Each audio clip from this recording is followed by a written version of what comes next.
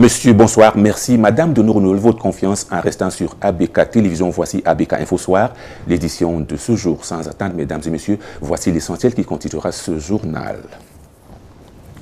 Donald Trump est le 45e président des États-Unis d'Amérique. Il a déjoué les pronostics de plusieurs. À quoi s'attendre de son mandat? Nous le verrons dans ce journal. L'adéquation qualité-produit préoccupe le consommateur. Comment reconnaître le bon produit de frais latte également? C'est des éléments que nous traiterons autour de ce journal. Les chambres hautes et basses prêtes pour leur rentrée parlementaire. Ces informations et d'autres, c'est juste après dans ce développement.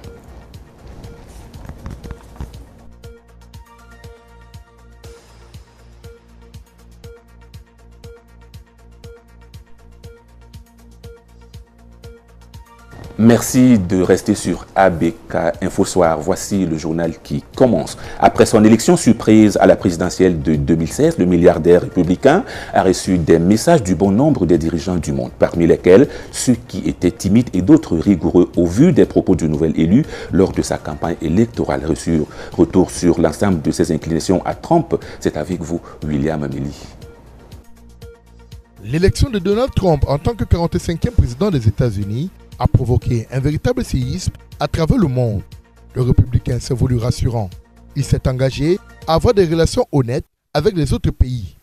Dans le même temps, les réactions internationales se sont succédées, laissant transparaître tantôt une pleine satisfaction, tantôt une forme d'inquiétude.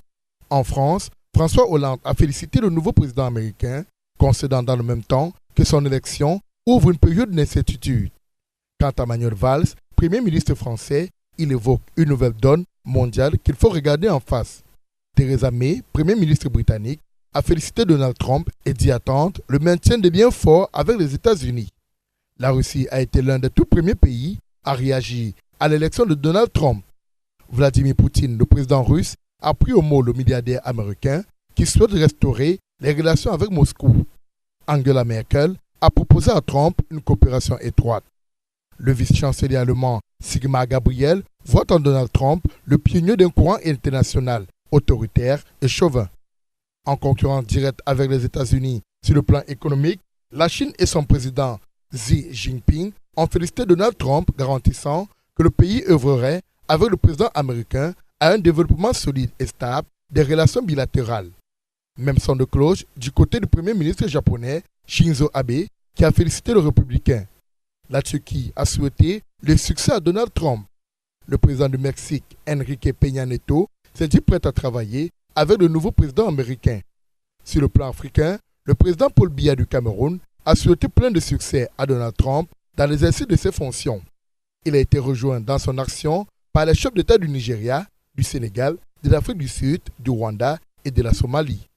Alors que Trump a souvent contesté l'existence du réchauffement climatique, les Nations Unies ont déclaré qu'elles souhaitent coopérer avec lui sur le climat pour le bénéfice des peuples du monde. Voilà d'une manière générale l'ensemble des réactions suite à l'élection du 45e président des États-Unis. Au regard de celle-ci, les relations s'annoncent très tendues dans les prochaines années entre les grandes puissances mondiales. Effectivement, c'est toutes ces divergences qui ont fait de Trump l'homme outsider, néanmoins le vainqueur de l'élection présidentielle 2016 aux États-Unis d'Amérique. Restons sur ce registre. Donald Trump, loin d'être un homme politique, a une politique assez solide et surtout particulière, surtout sur la question des immigrés. L'Afrique sur le viseur devrait-elle se ranger ou rester quiète? Céleste Capen essaie de répondre à cette problématique. Donald Trump, élu 45e président des États-Unis depuis le 9 novembre dernier. Dans sa campagne présidentielle, des propos assez pointus sur la réduction des immigrations dans le pays et une politique étrangère assez stricte. La Green Card, connue comme étant le document d'identification émis par le département d'État américain, permet aux citoyens d'autres pays de s'installer et de travailler dans le pays sans besoin de visa. Une carte de résident permanent aux États-Unis ouverte à plusieurs pays de la planète, précisément aux États africains. Sur la question d'immigration, on se pose alors la question de savoir quel impact pour le continent africain au regard des relations internationales. Pour le politologue Dr Guy Pafé-Songuet, la question d'immigration ne devrait susciter aucune inquiétude. Les statistiques en matière d'immigration, si on le regarde depuis ne serait-ce que 20 ans, 30 ans, montrent que l'immigration la plus importante sur le continent africain se passe à l'intérieur du continent. Ce n'est pas par rapport à l'Europe. Or, ils ont toujours tendance à hypertrophier un certain nombre de réalités. Ça, c'est le premier facteur que j'aimerais que la population réalise. L'immigration la plus importante des Africains se fait à l'intérieur du continent africain, donc d'un pays africain vers un autre. Deuxième facteur, l'immigration vis-à-vis de l'Europe est due à une sous-information des Africains par rapport à l'économie mondiale et l'évolution de cette économie. Ça fait qu'il y a une minorité d'individus qui continuent à croire qu'il faut aller en Europe alors que le paradis est ici. Troisième facteur, l'immigration vis-à-vis des États-Unis est beaucoup plus une immigration académique et une immigration économique, due aux activités économiques. Sur le plan économique, il a précisé que les États africains se doivent juste de garder une politique d'investissement assez poignante et ravivant la concurrence pour garder une très bonne collaboration. Si les chefs d'État africains qui ont le pouvoir dans les 4 années à venir sont des personnes qui ont une marge d'autonomie, alors là, la politique étrangère des États-Unis va être en faveur des États africains et en faveur des populations africaines.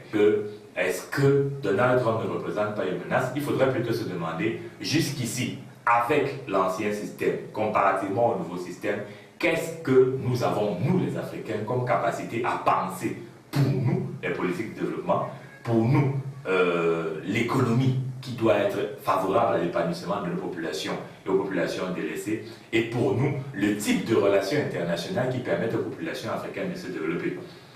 Relevons que Donald Trump sera officiellement investi le 20 janvier 2017 devant le Capitole à Washington. Décidément, la victoire de Donald Trump sur Hillary Clinton fait couler beaucoup d'encre, de salive et de salive. Restons et sortons sur ce dossier de la victoire de Donald Trump sur Hillary Clinton. L'élection de Donald Trump à la tête des États-Unis d'Amérique est considérée comme, pour plusieurs, comme un nouveau Brexit.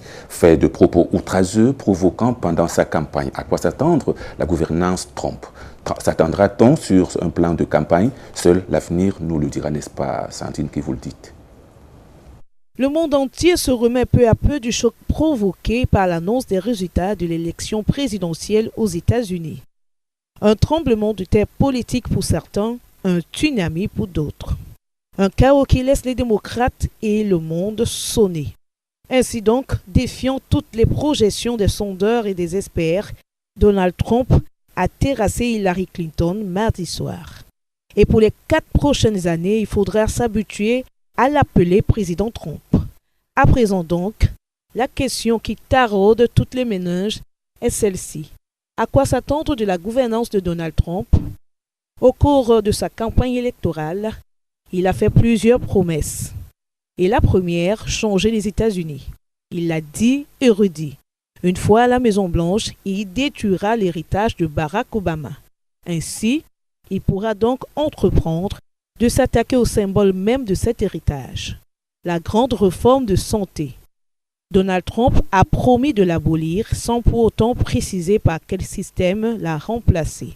L'autre grande promesse de la campagne de Trump concerne l'immigration.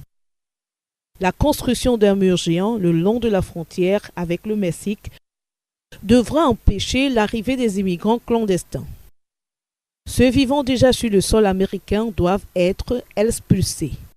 11 millions d'étrangers sans papier pourraient être concernés par cette mesure.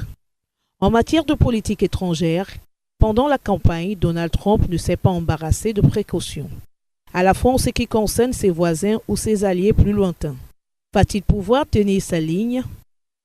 En effet, la nouvelle présidence américaine ouvre une période d'incertitude tant en Europe qu'en Afrique.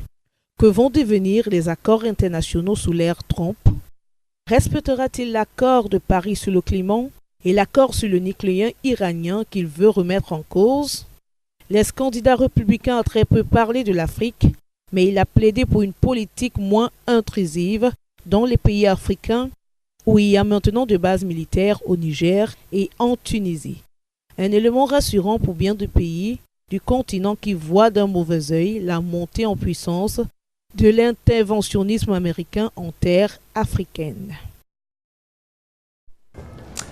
Simplement se détromper sur trompe, à bon entendeur, salut. Parlons de toute autre chose dans ce journal. La rentrée parlementaire s'est ouverte ce 10 novembre 2016 à Yaoundé. L'occasion pour les députés de se retrouver au Palais des Verts de Ngoa Ekele. Et cet après-midi, c'était le tour des sénateurs qui ont eu pour cadre le Palais des Congrès. Durant donc 30 jours, les élus du peuple vont tabler sur des dossiers aussi lourds que les infrastructures routières, la santé, l'éducation, l'entrepreneuriat jeune et surtout la lutte contre la corruption. Pour éviter au Cameroun de sombrer dans de travers. Ils devront également ouvrir un plan de voile sur la catastrophe des ECA. C'était une note de ce journal. Continuons ce journal avec cette autre information. Ce 10 novembre 2016, la communauté internationale a célébré la Journée mondiale de la qualité, célébrée sous le thème de la bonne gouvernance à l'excellence professionnelle. Celle qui se veut professionnelle et surtout excellence revient sur cette journée. Katimi Tsatsougou. La qualité est une référence, un pouvoir, un stimulateur pour les consommateurs.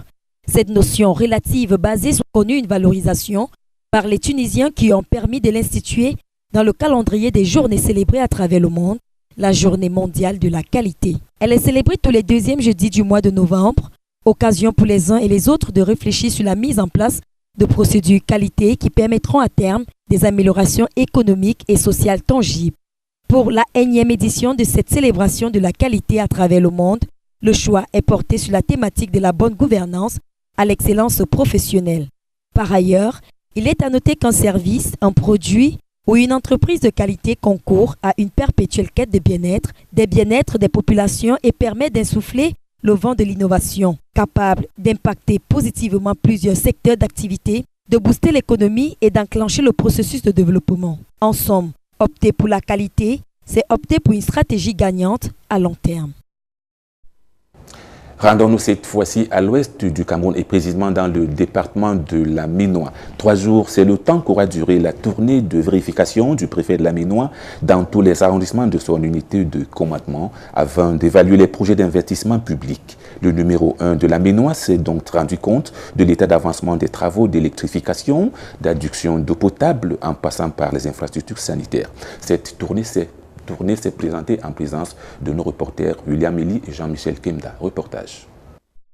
À la fin de l'exercice budgétaire 2016, le préfet du département de la Ménois a effectué une tournée de suivi des projets d'investissement public dans son territoire de commandement du 1er au 3 novembre 2016.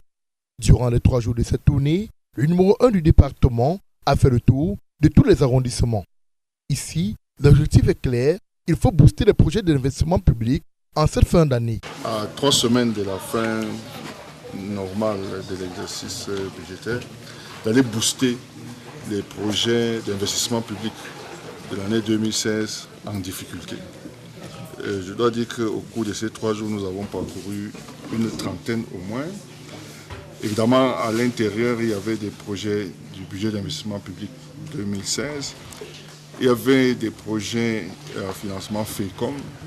Durant sa tournée, le préfet a touché du doigt l'état d'avancement de certains travaux et n'a pas manqué d'interpeller et d'apporter quelques solutions aux difficultés rencontrées par les prestataires suite à l'achèvement des projets dans les délais prescrits dans leur cahier de charges. Peu ou prou résorbé.